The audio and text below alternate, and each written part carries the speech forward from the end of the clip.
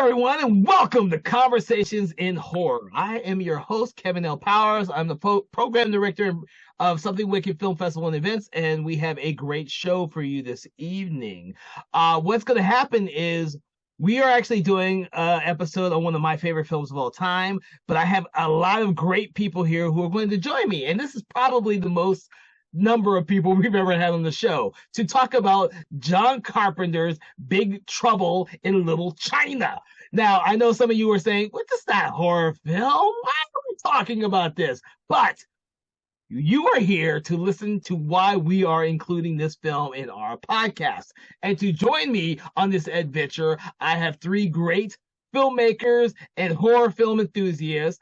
Stephen Sherwood, who does his own film festival called Southern Shorts Awards, and he's also the head of a screenwriting group in Georgia. And then we have Thomas Tenorella, who has been here before. He's one of our biggest fans of horror, and he's also a member of the screenwriting group. And then there is Dave Watkins, who is an independent filmmaker and yet another horror film enthusiast. And I am so glad to have these guys here so we can talk about Big Trouble in Little China. Gentlemen, just say a little, something to the audience out here so they know that you are actually here. Evening. Or morning. It's going to be the morning. It's evening right now, but it might be morning tomorrow. I mean, when you're listening to this, whenever.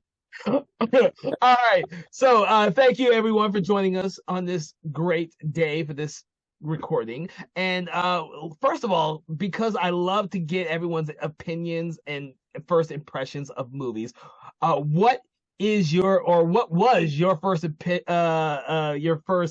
impression of this movie? And we're going to start off with Sherwood for this because Sherwood hasn't been on the show as much as the other two. Sherwood, tell us a little bit about. I can't really remember the first time I saw it, but I was really pleased with it because, typically the first Carpenter movie I ever saw was Halloween. I actually saw it on Halloween, the night it was supposed to be happening in Indianapolis, and you never saw a more freaked out group of people coming out of the theater. That was the day I was born too. The day you saw Halloween for the first time. Yeah. Okay. I thought if you jumped up behind a car and screamed, they would probably all run for the hills. But it was that's what I was expecting. So Big Trouble in Little China was a hoot. It was a fun, almost parody movie. But I also had a big crush on Kim Cattrall, who was like a 12 and one. So. Yeah. Wow. Yeah, she's great. She's great in that too. She's great. All right. What about you, Dave? Yeah, same thing. I don't remember exactly the first time I saw it. Which I don't know. I mean, I do remember that I have always enjoyed it. It was, I think just like the fast pacedness to it, and really the unexpected comedy that's in the movie, just what really draws me to it. Also the set pieces, mostly Kurt Russell's hilarious, and Kim Cattrall, and really even like Dennis Dunn does a great job playing the person who's supposed to be the sidekick, but it's really the hero, and that's really the biggest joke in the movie. All right, and what about you, Thomas? Well, I think the first time good question. I think the first time I ever saw any part of this movie, I don't remember when I saw it all the way through, but I do distinctly remember being slightly traumatized when I came down into my parents' room and saw this was playing on HBO, I'm sure. And the first thing I saw was the ending. Oh. Just that last bit. That jump scare at the end, and it freaked me the heck out. And then I also the part in the truck. The wild man in the truck. Yeah. Oh, we will debate about what that freaking thing is because I have theories. But yeah, that freaked the crap out of me. And I also really loved the music at the end, which I didn't find out till way later is actually John Carpenter himself singing on the soundtrack. Yeah. Him and his fake band, the Coupe de Villes. Well, I will say that I actually do remember the first time I saw this pretty much because I was as people will know and listen to this podcast, they all know that I stayed up late as a kid to watch the craziest freaking movies on HBO and Showtime when I was a kid. And this was one of those movies I watched in the middle of the fucking night because it sounded cool. This was before I knew who John Carpenter was, and it was before I knew who Kurt Russell was, but I didn't know who Kim Cattrall was. Watching Sex and the City, I assume, right? Nah, this is way before Sex and the City, dude. And that's the only reason why I watched Sex and the City, because of Kim Cattrall. Yeah, my first, I saw Kim Cattrall think Mannequin. Yes, Oh, yeah. I had a crush on her for like the whole freaking 80s. So that's the reason why I saw the movie. I don't remember if I saw it when it came out. I remember seeing it late night on HBO or Showtime. I can't remember which one. Because nobody in my family is going to sit there to watch a movie called Big Trouble in Little China. I'm sorry, you're not going to do it. But I ended up freaking loving this movie and thinking that I could one day become the like one of the three lightning guys. I would that they had the coolest fucking powers. And I was like, dude, I want to do that when I grow up. Like, well, that's not you real. do that shit, all right? Do that. Yeah, grow up. yeah, the lampshade hats. Yeah. So that was my impression, and I as a kid in the 80s, I must have seen this film 100 times alone, because it's the 80s and we watched all these movies all the time without the internet, because they would come on HBO all the time. That's how we saw it. Yeah. That's probably where I saw it too, really, now that I'm thinking about it. Yeah. I was one of those kids who watched a lot of movies late at night on HBO and Cinemax. So yeah, I got used to that shit. That being said, now we got our first impressions out of the way in terms of Big Trouble in China. We need to kind of delve into why we think this is such a film that has surpassed its cult status to be something of a movie that we would all recommend to literally everybody. Well, first of all, Kevin, I think you have to answer for something here. Okay. Because this podcast is called Conversations in Horror. What about this movie makes you think it belongs in the pantheon? That is a great question. I thought we're good. Yeah. You've already answered that for me when you said the monster at the end. That shit freaked me the fuck out when I was a kid and late at night, dude. I was like, what the heck? I'll admit I was a little scared, and that was one of the impressions of it. But the thing that I bring back to it is that it was directed by John Carpenter. So growing up, I didn't know who the hell John Carpenter was. I didn't know who he really was until probably the 90s, somewhere around there. And then I went back and started rewatching the films, knowing who John Carpenter was, mostly because of the music. I became a huge fan of John Carpenter's music and started watching his films again. That being said, John Carpenter did sci-fi, and to me, he did sci-fi and horror. So every one of his films kind of fits within there. Fantasy doesn't really fit as well, but this may be his only film that I would categorize as like this odd hodgepodge of fantasy mixed in with a little bit of horror with a lot of comedy and a heck of a lot of action. This is like the only film of his that kind of does all of that in one, and it like magically works. Yeah, that's what for the longest time, I could not. I have this movie on DVD, which, by the way, is the only way I could freaking watch this movie, because it's not available for free streaming anywhere. I do not know why, because...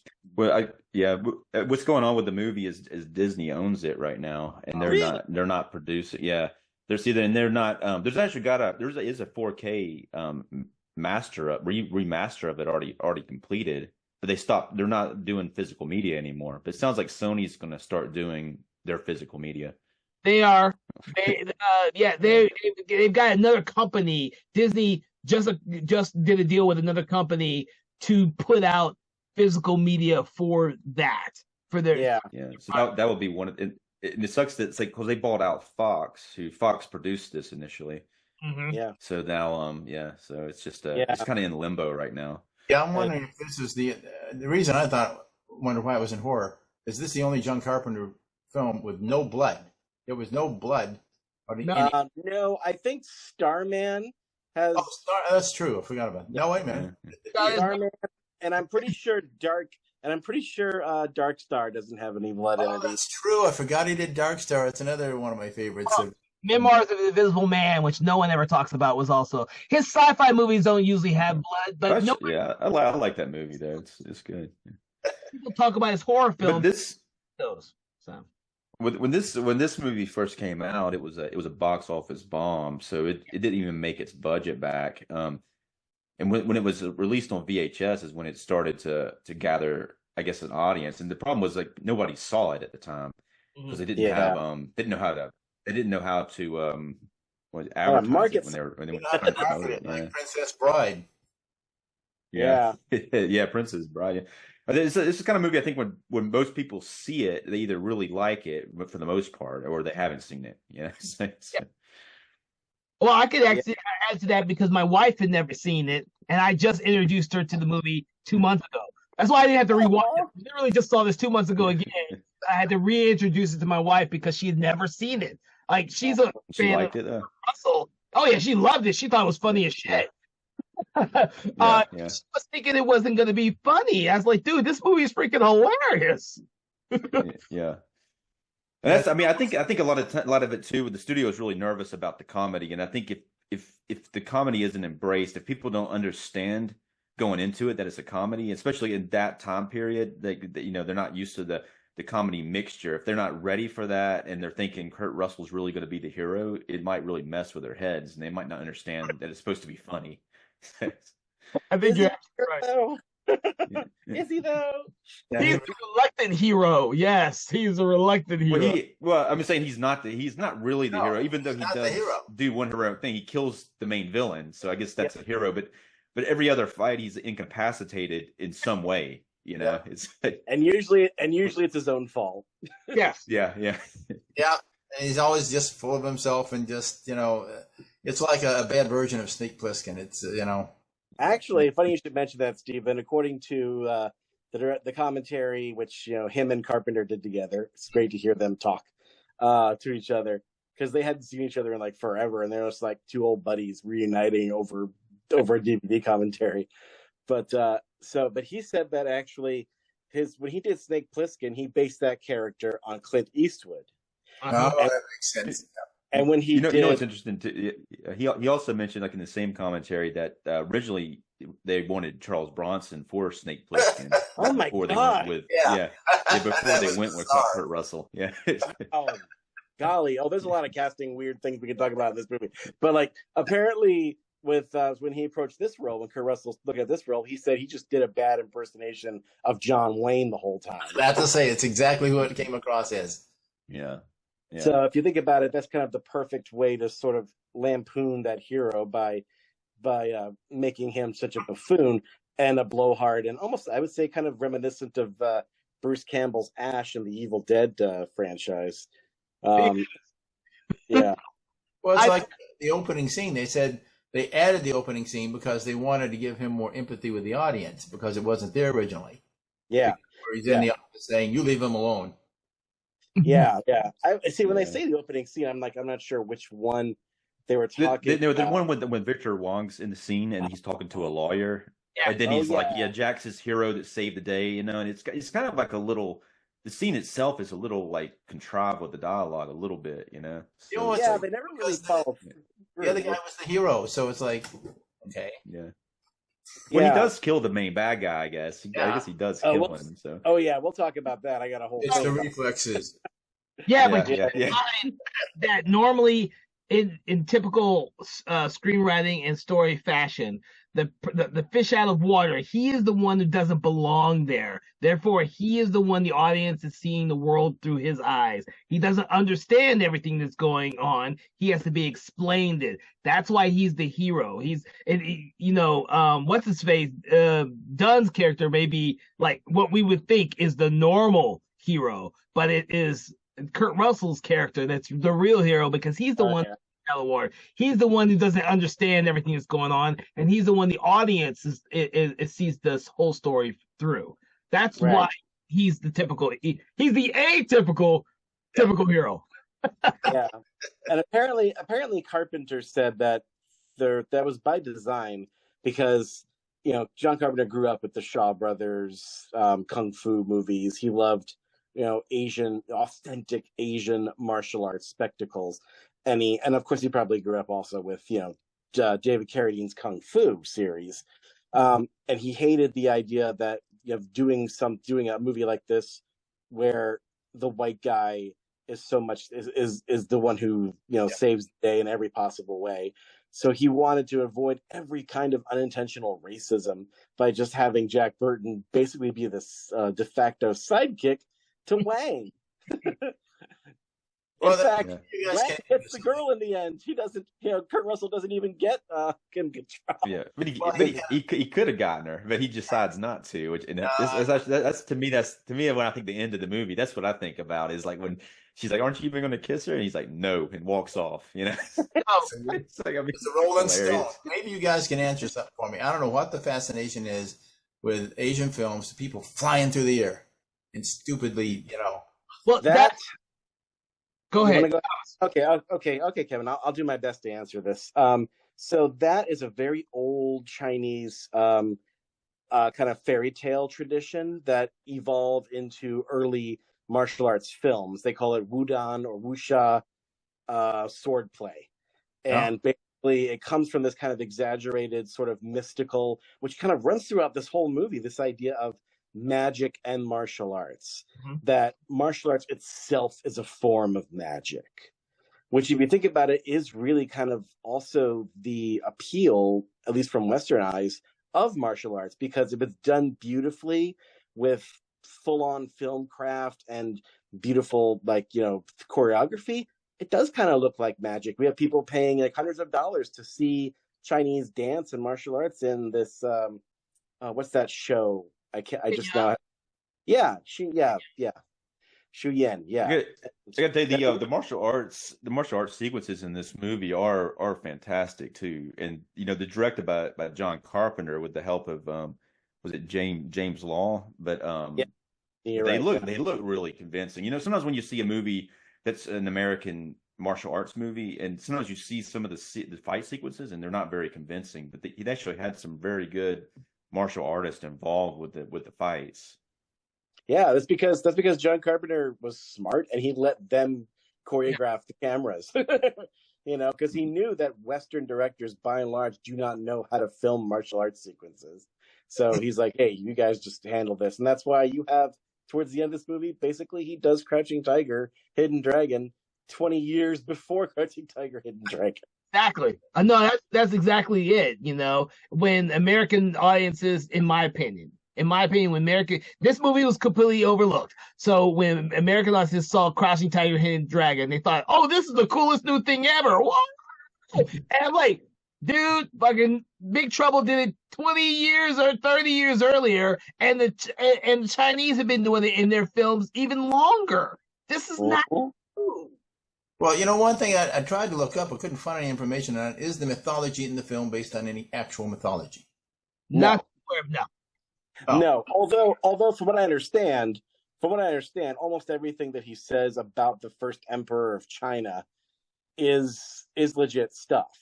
Except of course for the whole Lo Pan origin story. Oh, okay. I wouldn't be surprised if it's a mixture of stuff that John Carpenter, or the original, the writers, the Richter, the guy who did like all the cult movies of the freaking 80s. I would. Richter, yes. Thank you. He did all the cult movies that no one saw when they were at the theater back in the 80s, and now everyone loves that shit because his ideas were so freaking weird.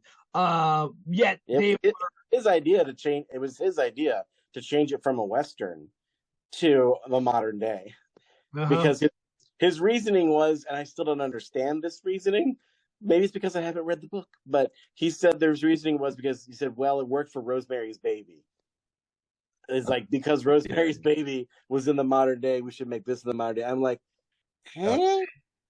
Because I mean, I don't know. Have any of y'all read the book Rosemary's Baby? Is it set in the 20s or something?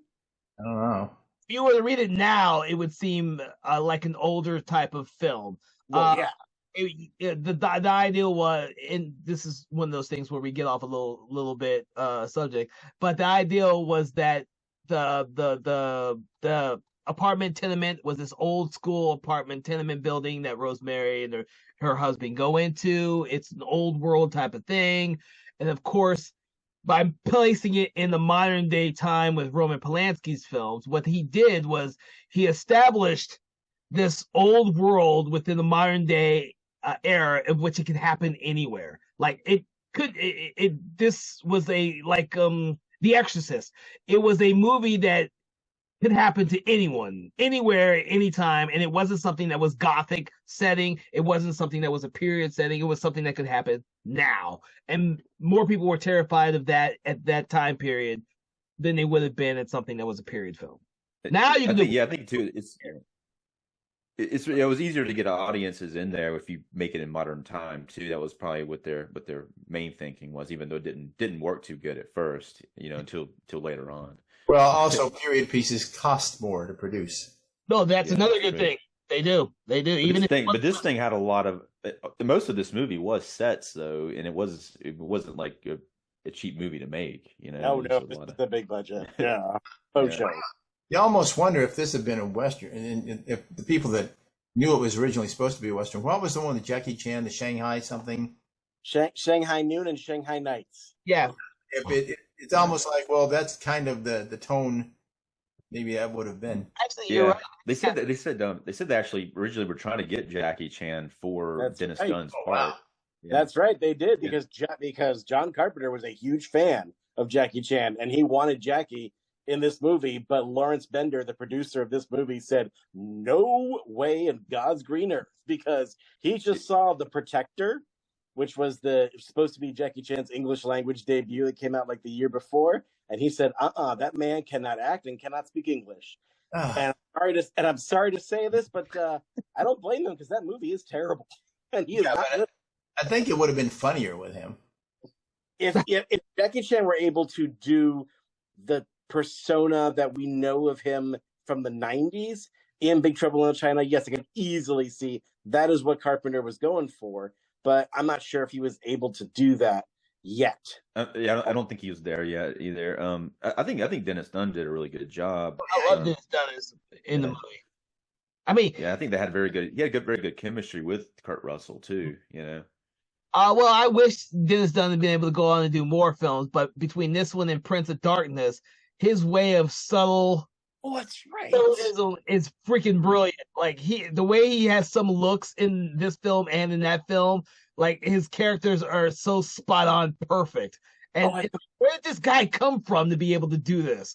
I don't know, but apparently he had done a lot of Chinese like theater, and like he was well versed in martial arts professionally anyway.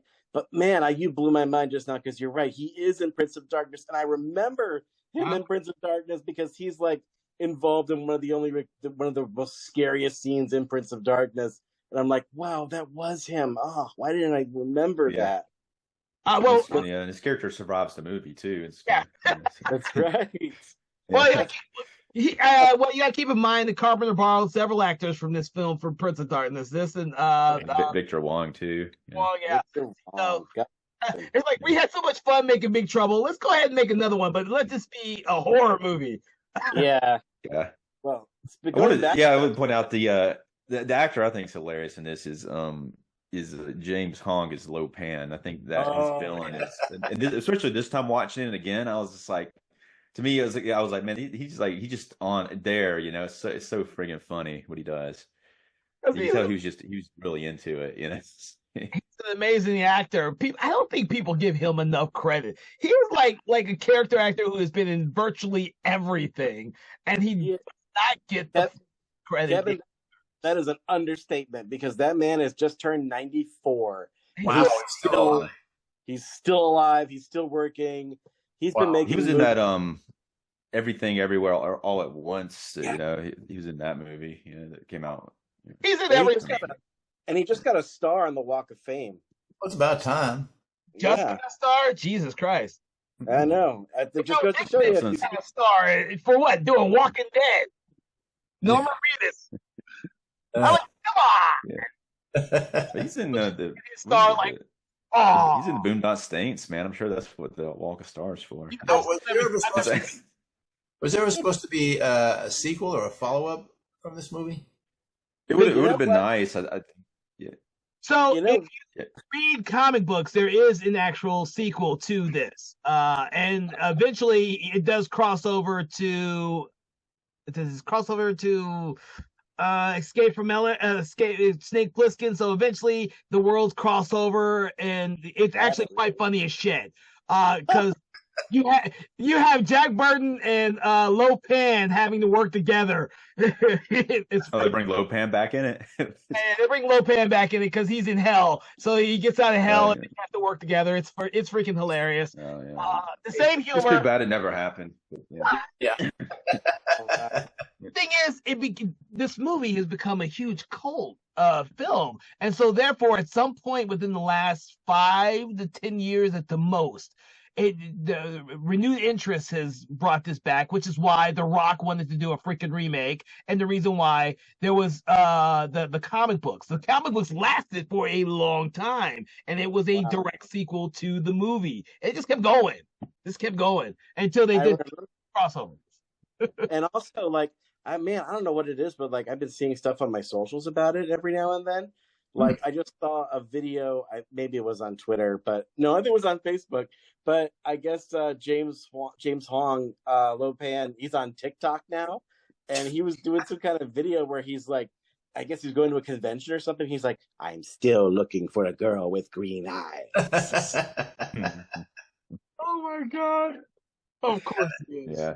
I almost felt sorry for he was into that shit. He's into it. I almost felt sorry for the actress that played the main character's girlfriend, because she has like 3 words in the whole movie. Oh, right. Yeah. She's like, why?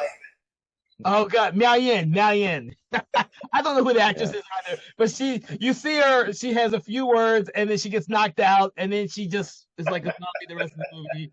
Until that was one thing I think in the kind of middle of the movie kind of slowed it down a little bit when they took Kim Cattrall's character and they kind of possessed her for a little. I think during that part of the movie it was kind of to me it was a little slower because I don't know, it kind of like annoyed me a little bit, I think. But the first time I saw the movie as a kid, the only slow part I really thought was really slow is when the one of the storms is doing his dance ritual thing. The thing may last 2 minutes long, but for me it seemed like it was 20 minutes every time I saw it. Yeah.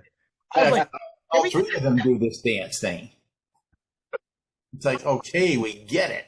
Yeah, but I can appreciate it now as a grown up. And it doesn't seem like 20 minutes anymore. But when I was a kid, you went through comedy, action, and then you have the dance sequence, and everything stops. It seemed like 20 minutes before it got back to the comedy, action, comedy again. So that's the only thing I ever thought was weird was that one sequence there. But, The oddest character was the reporter. Yeah, Kim Cattrall, right? Yeah. Oh no. There's another. Margot. Character. I think it's Margot. She gets kidnapped too for a while in the middle of the movie. Yeah. Like all the women get kidnapped, Right, yeah. Well, it's a movie. They put her in a cage, Oh my god. Yes, they do that, and that might be if they were to do a remake with The Rock, it would probably not happen that way. But yeah. See, the only thing I found weird and unbelievable about this scene that has like magic ghost people and monsters and eyeball floating beholders and people taming golden swords with and green-eyed Chinese girls is the fact that in the very beginning of this movie they have a Chinese market in the middle of the pouring rain. I'm sorry, but nobody goes to the market in the freaking pouring rain. I don't care who you are. And I don't get the thing, filming scenes in the rain. It makes it that much more difficult. It's like, why? Well, that's probably with rain machines, guy. Yeah, but why? I guess they thought it might be a cool look for that scene because it's near the beginning. I don't know, but they're playing cards and they lose. At that time, I guess it's like the market. I guess it's more like they're focused on trying to, gamble, and which that's a weird thing that Dennis Dunn's character does there. That's like really. He is gambling and he loses to Jack Burton, so he's in debt to him for a little bit. So it's kind of his character is, I guess, supposed to be the hero, but he also makes a pretty big mistake near the beginning of the movie like that. Why is he gambling to begin with? Because that's what they too. Well, I'll my tell you what. impression was I'll that they did that. tell you what. Well, they It's did that because that's what Jack and him that's what Jack and him did when he came into town. They would gamble, they'd drink, they'd have fun, and then Jack would leave after he's made his dropped off his payload and went on to the next city. That's why. I mean, that's what I assume truckers did. They stopped, they drank, gambled, had a little sex on the side, then they left. It's called the Pork Chop Express because he was delivering. I love that title, the Pork Chop Express. Yeah. Yeah, I think that's the reason why he loses is because it's the screenwriter's way of getting Jack to stick with Wang because he wants his money. Yeah. Yeah, but then after that, he gets his truck stolen. So then he's focused on getting his truck back. You know, Get my truck back. Yeah, that whole fight scene around the truck. It's almost like it was just thrown in for a fight scene because it really doesn't affect that much of the rest of the movie. Well, it kind of does and it kind of doesn't. To me, I think that whole scene is really just kind of a sort of like, it's kind of like from here on, we've crossed over. It was a signal, it was a signing of going from one reality to another. It's like Alice down the rabbit hole. Uh-huh. In fact, right after that, look what happens. They literally crawl through a hole. They crawl through a tunnel in order to escape the Tongs or whatever. That there's several different gangs in this. And Tongs and the Wing Chang. the Wing Chang, it's really hard to keep them straight. Yeah. But, that seems that definitely to me it's one that kind of I guess really drew me into the movie. I think the first time I saw it because it's so, especially when the guys come out with the lightning and doing all that stuff. It's like, what is going on here? You know. But that's the thing is, these characters are introduced. They're introduced in that scene. These two gangs that are fighting each other over territory and other stuff. But then one of them is the one that kidnaps the girl with green eyes and who is selling her to whoever the highest bidder is. Whereas the other gang is supposed to be the good gang who helped them at the very end of the film. So that's the only scene where you get to see both gangs and you get to see the differences between the two gangs who will then play a bigger part in the overall story. They also introduce the different aspects of the Chinese culture, the people who may not know shit about the Chinese culture. You're seeing it right here between these two different ideologies of gangs. You know, it's essentially a funeral that this all happens at. And they have this rivalry. And like Jack Burton is stuck in between worlds when he enters this whole thing. And I didn't even catch the thing with you did with the whole thing about, you know, them going down a rabbit hole. That's actually brilliant. He is literally going down the rabbit hole into a world that he has no idea what he's getting into until it's too late. Yeah, and it's also a movie of binaries too, like you're mentioning, because this movie is North and South, heaven and earth, Chinese and American, good and evil. There's even two girls with green eyes.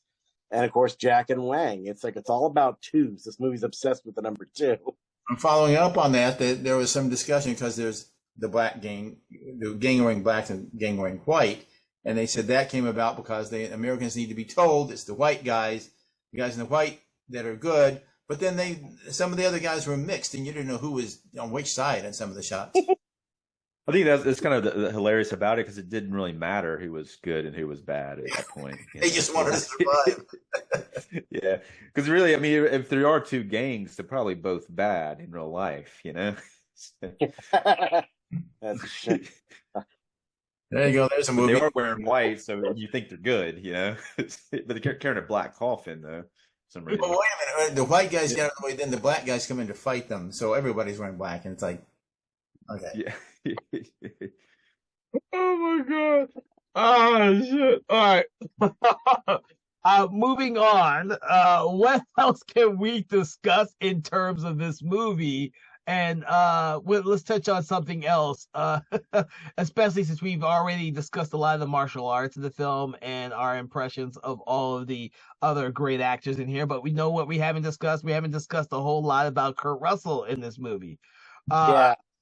I think you're right because this is, I think, the first quintessential Kurt Russell movie, if you think about it, because at the time, the studio was reticent to let him star because they thought that he wasn't a proven leading man yet.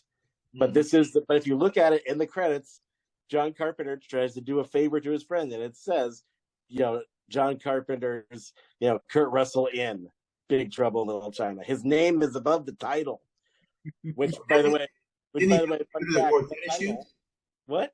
Did he do the computer who wore tennis shoes? Yeah, those are all Disney movies that people didn't take serious back then. He crap ton of Disney movies. Remember? Yeah. I think that it's not that he wasn't. It was like he'd done a lot of movies right before this happened where they didn't do as good as they thought they were going to do. But even this movie, like they thought it was going to be a really big hit. It tested really well with test audiences, but then it didn't do well in the theater. I think he did The Thing before this and Overboard. Which, you're right. Oh yeah, Overboard. I think so too. A bunch of other shit. Yeah, but Overboard was more of a comedy, a romantic. That was fun. And I think that's kind of my first seeing Kurt Russell in something. I used to see that all the time. I was on HBO all the time. A really big remake. Oh yeah. My wife loves Overboard, and also my wife has green eyes too, so I do like the. But neither one of the actresses really have green eyes. If you look at their contacts on the close-up, they're brown. Right. Neither of them do. That's correct. Yes, 100%. 100%. That might be true. I don't know if like Asian women can have green eyes. Maybe that's a true statement. I don't know. They seem pretty. If they have mixed heritage, which Miao Ying, the actress in real life, does, she was like half, I think like French and Vietnamese. Oh, that would make sense then. And she didn't do very many movies after this. She retired from acting in I think 1992. The only other big thing she did, and actually she is American. She was born in Toledo, Ohio. Her real name is Susie Pye. The only P-A-I, not Pye. Yeah. But the only other big thing she did was Sharky's Machine with Burt Reynolds. Oh wow! Still never seen it. She had more lines at least. Probably. Oh, But Kurt Russell, I think, carries huge chunks of this movie with that drawl, that swagger, and that T-shirt. Let's not forget the iconic wife beater T-shirt that he wears as soon as he gets wet and has to change clothes after the big fight scene. And which I believe is like a samurai Japanese-looking outfit, decal on it, and a wife beater, which has become kind of a part of the cult iconography of this movie, so much to the point where there was an episode of Scrubs, I think, where Zach Braff wears that T-shirt and dresses as Jack Burke for I think a Halloween episode of Scrubs. I remember one of the funny scenes was almost like a Three Stooges scene where they're changing weapons. It's like, no. Yeah. Speaking of that, another hilarious scene is like when they're about to go into the final fight, and suddenly Victor Wan's character decides to mix them up these like drinks that they all drink, and then they're in the elevator, and they're like, "Yeah, I'm feeling good. I feel like I'm invincible." Feeling pretty invincible. Yeah. And then the stone hits him on the head and knocks him out for the fight scene. He shoots the gun first thing, and he gets knocked out. Yeah, that's what I was going for. That was hilarious.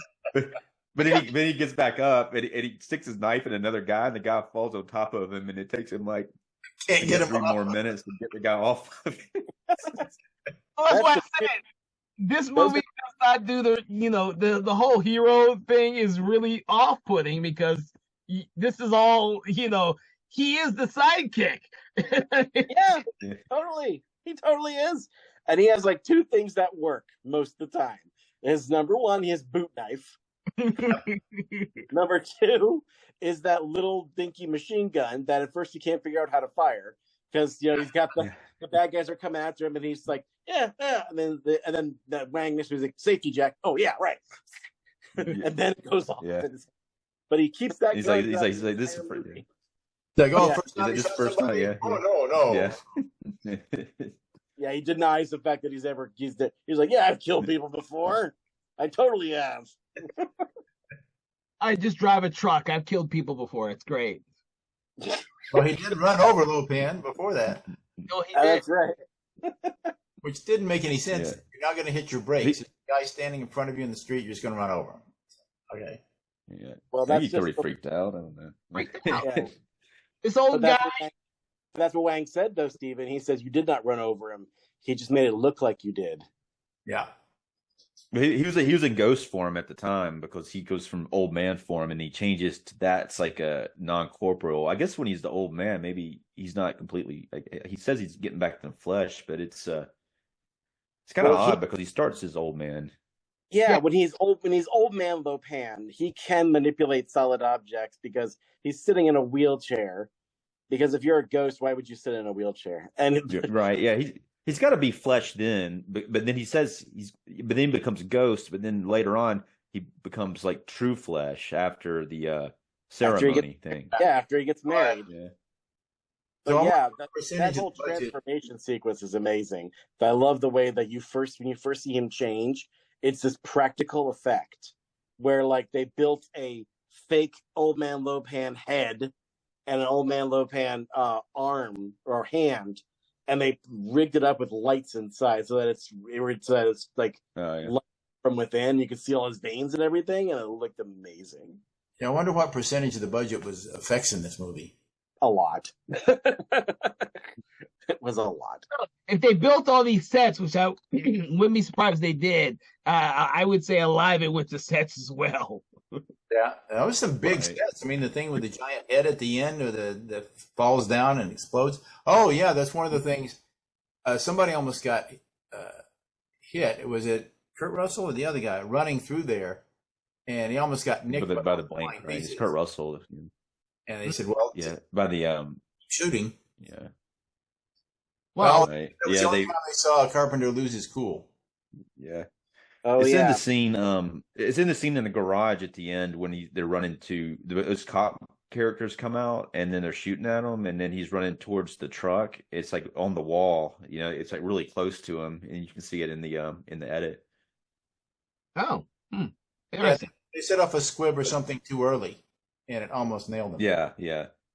Well, no, I was watching the director's commentary, and that's when John Carpenter said that's when I think they talked about it earlier in the commentary, and then he points it out again, like that's when it happened right there. Yeah. I mean, they were under the gun to finish this movie like really quick. I think they had like no time, so towards the end they were just really just like boom, boom, and they screwed that up. Where there's another incident where, what's the guy's name? Lopan. Anyway, the guy.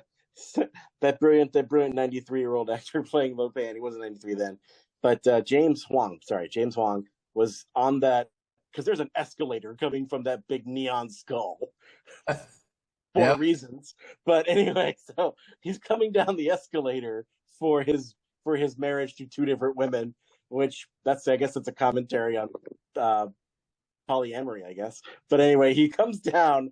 And he's wearing like 6-inch platform heels under this robe and a very narrow escalator. And Wong was like petrified of having to go down this thing because he had to walk down it too. And he kept saying, Don, like, you know what? I've got my stunt guy here. Why don't we just have him do it? He's like, no, I got to see you do it. You don't have time. So he was like, his whole life flashed before his eyes. He's like, all right, this is it. This is my last scene. This is how it goes. But he did it without dying. I will be right back. Sorry. We can edit that out. Oh my god, that's crazy. I was gonna say too. The reason they were under the gun is because the Golden Child was coming out with Eddie Murphy. They knew that they were shooting another Chinese mystical movie, and they had to get into the theater before that one did, which it came out 6 months later. That's right. You're totally right about that, and I love Golden Child. Well, that was more successful too. Yeah. Oh yes. Yeah. But, there's more horror in Golden Child in this movie. Well, Eddie Murphy's movie is a kind of a straightforward fantasy comedy, and this one is kind of a little bit crazier. It's everything. Yeah. Oh, and I love before we move on, I love this running gag of Chinese have a lot of hells. Like every time, like at the very beginning, he's like, we'll send him to the hell of the boiling oil. And then Kurt Russell's like, what? And he's like, Chinese have lots of hells. And I've counted them. I've counted all the different hells they mentioned in this movie. We've got, let's see, they've only got one heaven, but many, many hells. Oh, there's geez. the hell of being cut to pieces, the hell of boiling oil I mentioned, the hell of the upside down sinners, which we actually see in this movie when Jack and Wang are scuba diving basically under in Lopan's lair and see these dead bodies hanging upside down. That's the hell of the upside down sinners, the hell of being skinned alive, and the hell of the holy dragon, which I'm not sure what that looks like. It's not very descriptive, but okay. Interesting. So, all right. So I'm gonna leave it up to you guys to come up with some more stuff to say about the film before we cut it close. I've got plenty. I think that one of the things we should probably touch on, seeing as this is supposed to be a horror podcast, is let's touch upon the horror elements of this movie. It's got monsters. It's got scary monsters. The first one of which we see after, so Kurt Russell and Jack Burton and his cadre. Do you think everything's okay in the middle of the movie? They get everybody out. They get the girls out. They get his girl out, but they also get a bunch of girls who are probably going to be sold into sex trafficking, maybe, out of there. But poor Kim Cattrall just has to be curious and sees a super hidden, and sees a panel open up from a Chinese statue. She's like, "What is that?" And if you look at her eyeline, there's no way she didn't see that monster's face. She's just looking at it like, huh? And then it reaches out its huge red arm and grabs her. And the next scene, we see it. And I'm not sure how to describe this thing, which is never explained. Yeah, they never explain it. Yeah, sorry I had to leave. Old guy's got to pee. So, okay. Thank you, Stephen. I'm sure everybody in America wanted to know about your bowel movement. Of course. Yeah, they never explain the creature, and he's kind of a man dog something. It's just weird. Yeah, I thought when I first saw it, I mean, I didn't know, it made my brain shock. I couldn't know what it was, but later on when I saw it again, I thought to myself, okay, this is supposed to be China in America, like the old man says. China is here. We brought it with us, So I thought, okay, it's a Yeti. It has to be a Yeti because Yetis in Tibet, China. But then as I watched it again recently, and the creature grabs Kim Cattrall and then takes her down 3 levels, you clearly see its feet. Those are not Bigfoot feet at all. It barely has 4 toes. So if anything, maybe it could classify as like the 3-toed Bigfoot that you get in Texas, maybe. But no, you cannot say this thing is a Sasquatch. No way.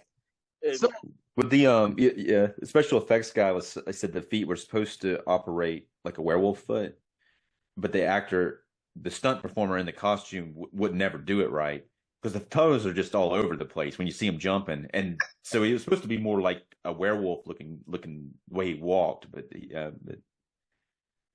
so yeah, I get that, but to me, he looks. So to give people an idea, if you're not Googling this image right now while you're listening to this podcast or you're driving, don't do that, obviously. But to me, this seems like the inspiration for Razor from Teenage Mutant Ninja Turtles 2: The Secret of the Ooze. The wolf-looking creature as opposed to the turtle-looking creature. No ice in it, right? Yeah. Yeah, I wonder if it's based on anything, or if they just told the designer to come up with something. Oh no, I'm not saying it was based on anything. I think this movie has influenced the designs of many future things. That creature, I think, in Turtles 2 is one. So of course, so at the end of the movie, I guess at the end of the movie, he ends up with the creature. I guess in the comic book, from what I've heard, the creature's in the comic book with him, like he's kind of his pet or something like that. That's what I was going to get to. In the comic book, the creature and Jack Burton become friends. So much so that Jack Burton dresses them in regular clothes, and they're drinking and having the whole time. It's kind of like Chewbacca, I guess, right? It's like Chewbacca. An early Chewbacca. I guess he would like him. He's got a van or a truck full of pigs. So Yeah. Well, I mean, I It's guess I could. spoiler. I guess I could see that. I mean, I don't think he ever kills anybody, and I think Catral's the one who bops it on the head and knocks it out Yeah, at the end.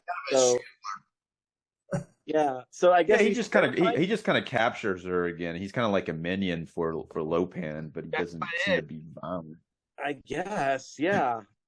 I mean, Lopan there's in the that. comic The book, Three Thunders, who, by the way, were clearly the inspiration. the three The storms. what? The three storms.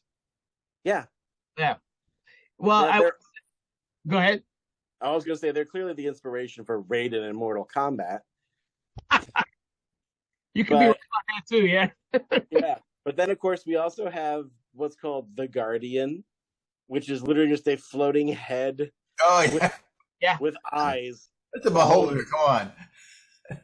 Yeah, it's like a drone, like an early form of a drone, Well, if you play D&D, you look at that and think, oh, clearly that is a beholder, except more adorable.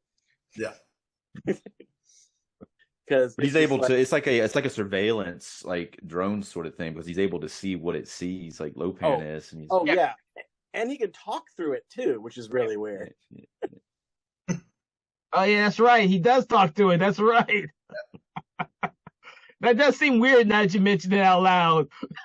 The head of his thing, time. it looks cool though. It looks cool. It It's like does. a puppet.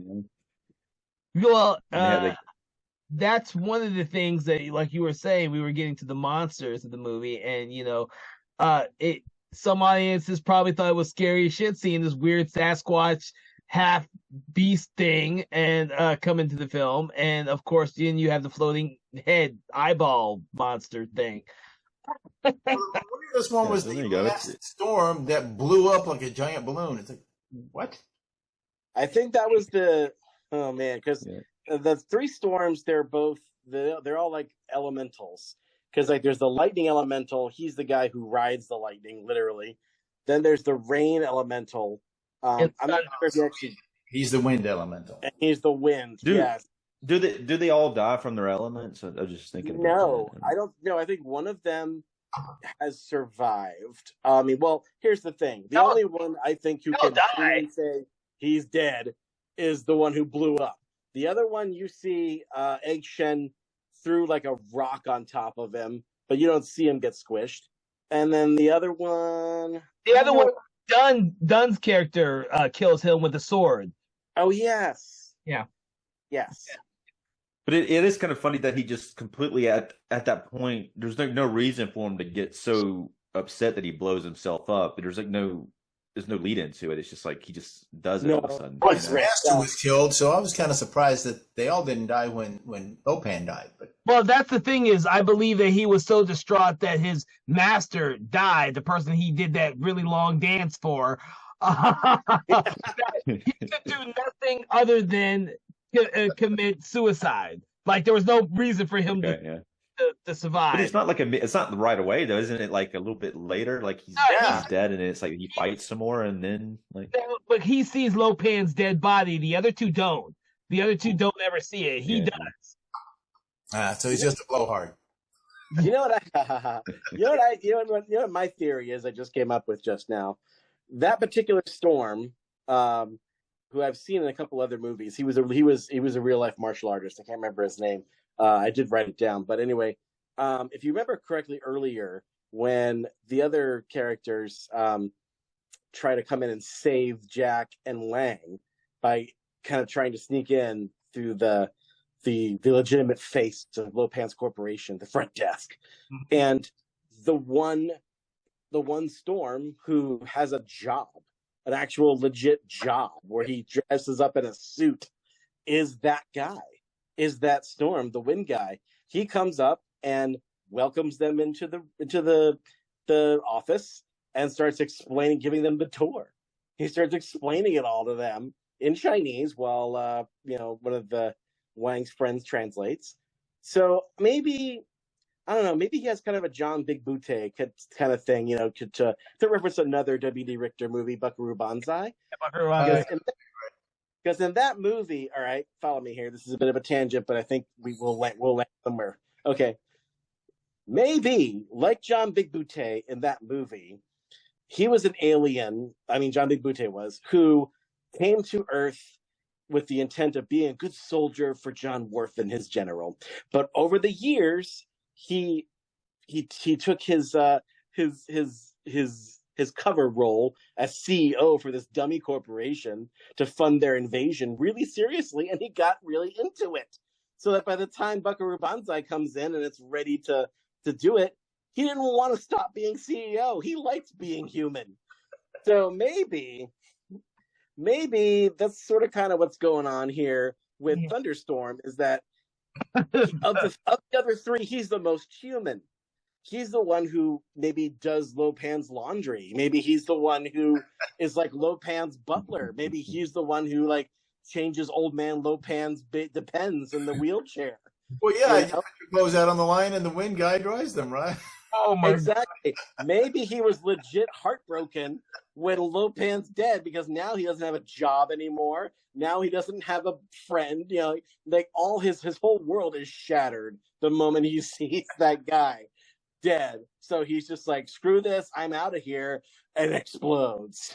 The psychotherapy of Big Trouble in Little China. Oh my God. But yeah, Buckaroo Banzai, one of my favorite quotes of all time. Remember, no matter where you go, there you are. There you are. There you are. Right, Very Buddhist. right next to, what was it, Real Science? Or True Science? Something Weird, like weird science. Kilmer. Weird science, right? No, Val Kilmer. He's the real genius. Yes. real genius. There's weird science and then real genius. Real genius. In the words of Socrates, I drink what? Oh my God. All right. So, Thomas, I'm going to let you explain how we do ratings on the show to the two guys who have no idea, because we're getting to the end. And this may take a few moments for him to get it to you two. Well, I'll tell you what here. We've got a 1 to 5 star rating on this thing, but we don't use stars. At least not while I'm in charge, quote unquote. we use take an object from this movie that you would use to rate. Instead of a star, you use that object. It could be an object that you feel defines the movie. And for a while, I thought I was going to use Jack's boot knife, because that boot knife ends up being super important to the plot. Mm-hmm. And I'm going to talk about it a little more in just a minute. But then I realized, no, I think the most important thing on this movie is Jack Burton's truck. But then I thought, no, that's too big for a star. I don't want to use that. So instead I said, you know what? I'm going to take the real icon from this movie. The most iconic object, I think, is Jack Burton's T-shirt. The samurai wife beater T-shirt. Yeah. I agree with that. Yeah. So I'm gonna I will rate this movie 3.5 samurai wife beater T-shirts out of 5. 3 samurai wife beater T-shirts. Okay, that's how he rates it. Dave, how would you rate this movie? I would say 5 of the samurai wife beater T-shirts. You know, Dave, you don't have to pick my object. You can pick your own. Oh yeah.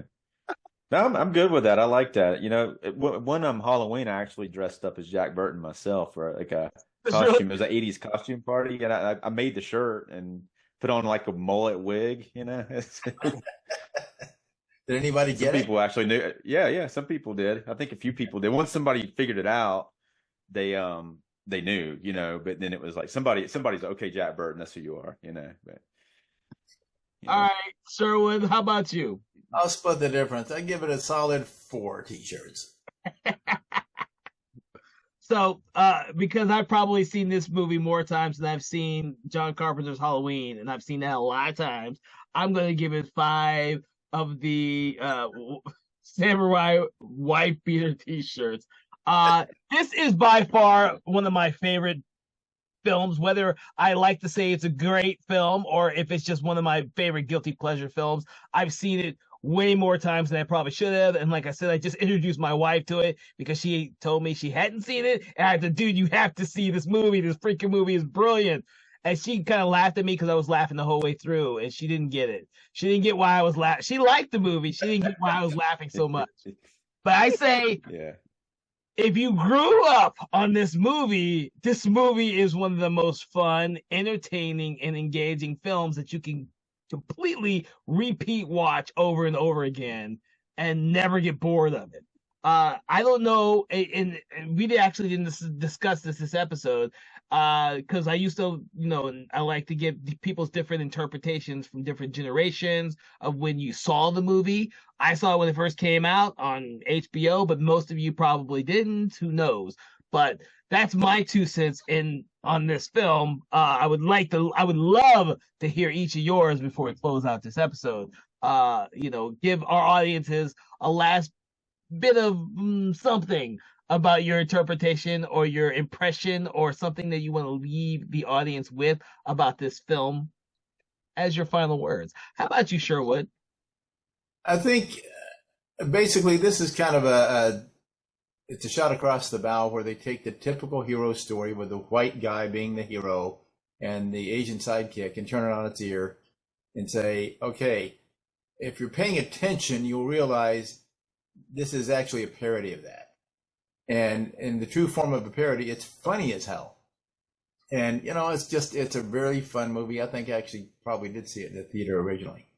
Not a lot of people in there. But again, I think at that time when it came out, the title kind of worked against it because a lot of people would say, I don't care about Little China, So watch it. It's worth the time. Okay. How about you, Dave? Well, I guess another thing about when it came out, like Aliens came out at the same time, and it was competing against Aliens. That was that was another thing that kind of hurt it a lot. One scene we didn't talk about, which I think is hilarious. There's a scene near the end, right before he goes up to where he fights. Jack Burton goes up to fight Lopan. He's got Kim Cattrall's character with him, Gracie, and they're in an elevator, and he saved her, and then she kisses him, and she's got this red ass lipstick all over her face, and she gets all over his face, and then it's on his face for like a long time after that, and he just looks ridiculous, and it's just, I mean, that's great that they end up doing that for that, and that was something apparently they weren't planning on doing, but when they did the scene and he had it on his face, they're like, let's just leave it on there, it'd be hilarious. Well, I heard the scene where Kim Cattrall takes it off was actually, she was just like, oh, and it's yeah, a little bit, but it's on there for a while. I don't remember if it's all the way through the kill of Lopan or if it's like maybe if it's a little bit before that, but it's on there for like maybe 3 or 4 minutes, maybe It's still on there. She wipes it off right before he tells Thunder who he is, because Thunder keeps on. Yeah, he says, "I'm Jack Burton." And Thunder says, "Who?" Yeah. He's like, he quotes himself. That's how full of himself Jack Burton is. Like, know what all Jack Burton says. He's like, he says like what he says is like he's like Jack Burton always says, and then he's like, ooh. Jack Burton, me. Oh my god! Then he sees Lopan dead on the floor, and then he blows up like a big fucking balloon. Yep. Exactly. Thomas? So he actually has a lipstick on. He has a lipstick on when he kills Lopan, though, right? Is that? Yeah. Yes. It's awesome. That I could say definitely is, I think, the sign of a legitimately good actor. Because to me, if you are an actor and you do not care how ridiculous you look or how stupid you look on camera or how just unattractive you look, then I think you're legit a great actor. You can't have any ego about what you do. Yeah. Although I think at the end, it's like, you're walking away from Kim Cattrall. What is wrong with you? He's a trap. He says in the dialogue, he's like, I'm not very good at these things, and I'll just mess it up. So I might as well just get out of here, Rolling Stone. Yeah. All right, Thomas. What about you? Your final words for the audience in regards to Big Trouble in Little China. Well, I have several final words, not the least of which is the fact that watching this again, I realized that this is probably a period of John Carpenter's career where he was probably his most optimistic. I think between this movie and Starman, are probably his two most optimistic for humanity films that he's ever done. It's light, it's airy, it's good triumphs over evil, and even evil's not really quite that bad. Lopan's kind of a goofball. He's kind of a typical 80s, goofball villain in that regard. He's like 2 steps above Skeletor, really. And it's like, I don't know, it's just and it doesn't have like an agenda, like, they live, it's like he put aside all of that just to make something that 12-year-old Johnny Carpenter probably would have enjoyed. So I think that's where you get this. And interestingly enough, this is the last John Carpenter movie he made for a studio, because he had such a bad experience working with Lawrence Bender. He's like, screw this. Next time doing Prince of Darkness, I'm doing it all independent. And he did. They Live, Prince of Darkness. Yeah, and all those Escape from L.A. Was that for a studio? Or that was independent. Universal released it, but they still independently produced it. So yeah, he was an indie. Yeah, he had a pretty big budget on that movie. Then. Yeah, for sure. I mean, so part of the reason why this, the later half of John Carpenter's career is probably as groundbreaking and weird and interesting as it was, is because Lawrence Bender was such an a-hole to him on this movie. Yeah. But I would say also that we talked earlier, at several points we touched on the one good thing Jack Burton does, which is, well, he does many good things, but the one not constructive, heroic, the one direct heroic thing he does get to kill Lo Pan almost accidentally, and I think that with that moment, as I find in almost every movie we talk about, Kevin, there is that moment where the hero destroys the villain or the creature or the whatever and has a quip. And Jack Burton has his, which is, it's all on the reflexes. After he throws the knife at Lo Pan, misses, of course. And Lo Pan's like, it's a good knife. Goodbye, Mr. Burton. Throws it right back at Lo Pan, then gets him between the eyes. It's all on the reflexes, which is pretty perfect. But you know what, Kevin? You know what, everybody else? I gotta tell you, I think Schwarzenegger might have done it a little better. So for our last, just play us out, I'm gonna turn on the Schwarzenegger alternator, which is where we have 3 or 4 lines of how Schwarzenegger might have done that last little moment. So here you go, folks. Go ahead.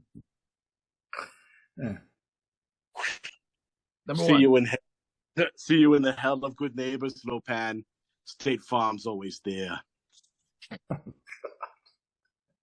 Number two. There's more. There's 4. I got 4 of these. Number 2.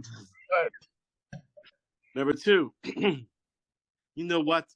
It is a good knife. Keep it. Looks good between your eyes. Oh. Number 3. I guess some guys can't handle 2 women. Me, on the other hand, I say, what the hell? Okay. Number 4.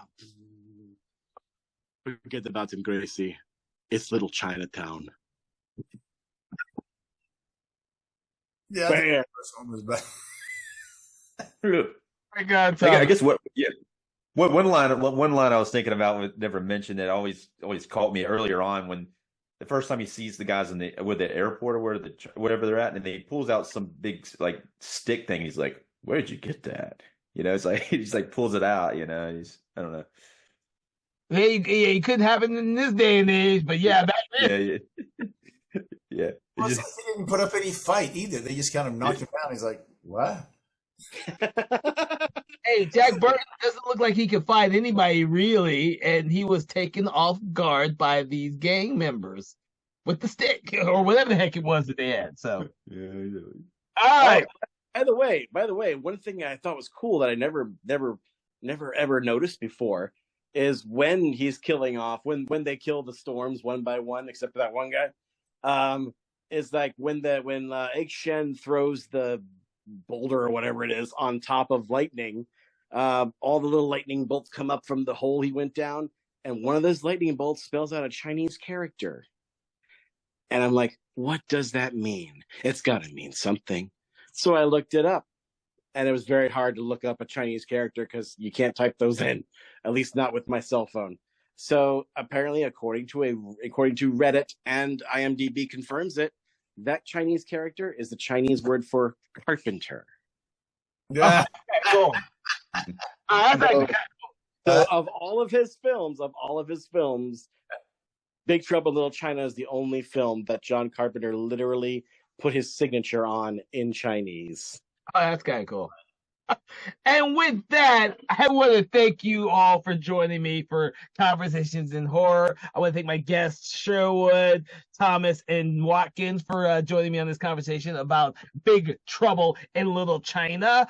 For the rest of you out there, I hope that you are enjoying what you are hearing and that you will seek out some of our previous episodes because we have lots of them, of lots of different horror films and everything in between. We also have a lot of great shows coming up for you in the future, so please remember to subscribe and to check us out on all social media platforms. And with that, I want to thank you all for joining us for this conversation in horror, and have a good day.